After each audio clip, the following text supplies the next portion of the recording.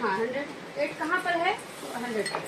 चलो, तो हम लोग पढ़ रहे थे कि प्रॉपर्टीज, प्रॉपर्टी में पहला प्रॉपर्टी पढ़ाया गया क्लोजर अंडर सब्सट्रैक्शन। क्या पढ़ाया गया? नाम देखो, ये देखो क्लोजर अंडर एडिशन। सबसे पहले है क्लोजर अंडर एडिशन, ठीक है। इसका क्या मतलब हुआ? सिंपल करना है एडिशन, इतना नाटक क्यों है ना? क्लोजर, अब नाम कौन याद रखेगा? नहीं, नाम इसलिए आपको 8 क्लास तक नाम याद रखना पड़ेगा। प्रॉपर्टी का नेम याद, वहाँ पे ऑब्जेक्टिव पूछा जाएगा कि ये कौन से प्रॉपर्टीज में है, ये आप पढ़ भी चुके हो। जैसे कि क्लोजर अंडर इसमें क्या है, जैसे कि समझो, जैसे कि a प्लस बी, ऐसे एक ब्रैकेट में ऐसे करके डाल दिए अंडर, हाँ, या b प्लस ए, हम दोनों इक्वल होगा, दोनों इक्वल होगा। इसी को कहते हैं क्लोजर अंडर एडिशन, यानी एक साथ जो क्लोज हो रहा है, क्लोज होकर एडिशन हो रहा है। हाँ, बता दिए। इसका नाम याद रखना पड़ेगा आपको, नाम से मतलब है यहाँ पे आपको ये रिलेट करना पड़ेगा, ये कौन से रूल का है, प्रॉपर्टी का है। क्लियर? अब है क्लोजर अंडर, हाँ, क्लोजर अंडर सब्सट्रैक्शन। रूल याद रखना पड़ेगा, किसके लिए, क्या चीज के लिए। ये सब रूल काम देता है, अलजेब्रा वगैरह में काम देता है, ऐसा नहीं कि नहीं काम देता है। जैसे a माइनस बी, जो आंसर होगा b माइनस ए, नहीं, वो बराबर नहीं हो सकता। मैम a माइनस b नहीं, यहाँ पे ये बोल रही हूँ मैं, जैसे a माइनस बी ऐसे लिखो, या a माइनस बी को ऐसे ब्रैकेट में ऐसे, तो दोनों का रिजल्ट तो एक ही ना होगा, एक ही होगा। b माइनस a का रिजल्ट एक ही नहीं होगा, बड़ा नहीं होगा। ठीक है, अब देखो तीसरा रूल है, कुछ पूछना चिराग? पूछो। 7 का फेस वैल्यू अभी पढ़ाई, तुम कहाँ आते हो अभी पढ़ाई फेस वैल्यू? तो अभी मैम करना क्या है?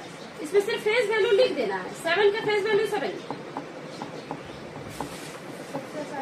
कुछ नहीं है, सबसे आसान है, जो है वही लिख दो, ठीक है। जो फेस दिख रहा है वही लिख दो। हाँ बस। तो 3 में है कम्यूटेटिव प्रॉपर्टी, ध्यान से देखो, फिर 8 क्लास में फिर पढ़ोगे ये चीज। कम्यूटेटिव प्रॉपर्टी, बोलो। कम्यूटेटिव प्रॉपर्टी, कम्यूटेटिव प्रॉपर्टी क्या हो गया? यहाँ पे तुम समझो कि 5 प्लस 3, या इसको चेंज कर दिए 3 प्लस 5 कर दिए, तो क्या इसका रिजल्ट अलग हो गया? नहीं मैम, इसलिए यहाँ पे इक्वल टू लगा दिए हैं। इसको तुमको एज ए फॉर्मूला जैसे पूछेगा एग्जाम में, a plus B equal to B plus A, तो क्या आंसर होगा? यही तो होगा, a प्लस बी, यही तो आंसर हो जाएगा। यहाँ अलग अलग था, यहाँ ऐड करके बता दो। समझ में आई? तुम्हें समझ में आई? 5 प्लस माइनस 6 ऐसे लिखो, या माइनस 6 को लिख लो, प्लस 5 करो, दोनों का आंसर सेम होगा। एक भी पॉइंट नहीं छोड़ना, एकदम बाउंसिंग नहीं होना चाहिए आर्यन तुम्हारा, ठीक है। हाँ, यहाँ पर भी अगर इसको सॉल्व करते हो तो प्लस माइनस माइनस, इधर हो -6 प्लस 5, दोनों का रिजल्ट क्या होगा? ये प्लस ग्रेटर में है, ये प्लस में है, ये ग्रेटर है, तो प्लस माइनस माइनस, बड़ा कौन है? बड़ा डिजिट कौन है? 6 है, तो -1 कैसे आ गया? ये एडिशन में पढ़ रहे हैं, कम्यूटेटिव प्रॉपर्टी एडिशन का पढ़ रहे हैं। क्या बोलो? कम्यूटेटिव प्रॉपर्टी ऑफ एडिशन, यहाँ पे एडिशन ऐड कर सकते हो। कम्यूटेटिव प्रॉपर्टी किसमें है? तो एडिशन में है। किसमें है? एडिशन में है। यानी a plus B equal to B plus A हो सकता है, यानी दोनों इक्वल हो सकता है। अगर ये नॉर्मल नंबर है तो तुमको आसान हो जा रहा है। नॉर्मल नंबर मतलब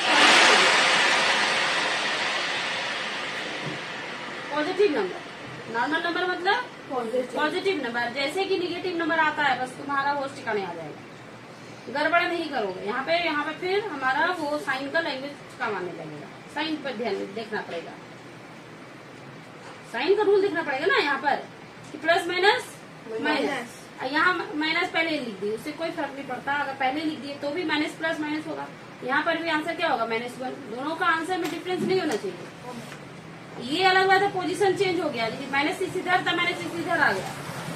तुम समझ में आया?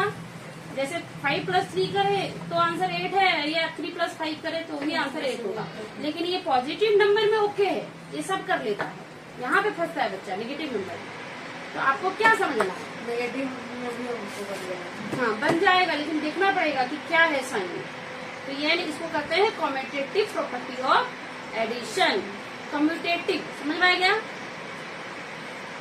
होल नंबर का कम्यूटेटिव प्रॉपर्टी ऑफ एडिशन समझ गए? तो आप समझ सकते हैं यहाँ पे कौन सा फॉर्मूला बन के आया।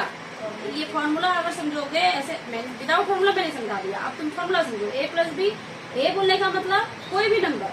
कुछ बच्चा खाली फॉर्मूला रख के रहता है, फॉर्मूला में बैठाने के लिए नहीं जानता है। कुछ स्टूडेंट क्या सोच के रखेगा, खाली फॉर्मूले पे काम करेगा। फॉर्मूला क्यों बनाया जाता है, उस पर काम करने के लिए।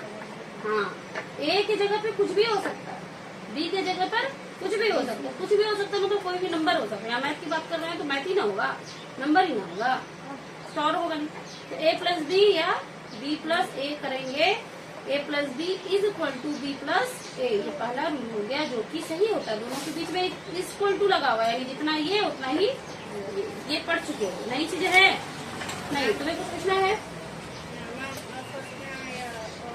नहीं, सब बनाना है, जल्दी बनाओ फिर आगे बढ़ती हूँ। ठीक है, चलिए। तो हम लोग अब सुनो मेरी बात, ध्यान से समझो। ये प्लस था यहाँ पे लगा हुआ, इसीलिए एप्लीकेबल है। ध्यान से सुनना, आंसर आप देना। कम्यूटेटिव प्रॉपर्टी जो है वो एडिशन पे एप्लीकेबल होगा कि सब्सट्रैक्शन पे भी होगा? किसके पास दिमाग है बताओ, कहाँ जाते हो? कम्यूटेटिव प्रॉपर्टी सिर्फ एडिशन पे एप्लीकेबल है या सब्सट्रैक्शन पे भी है? दोनों पर।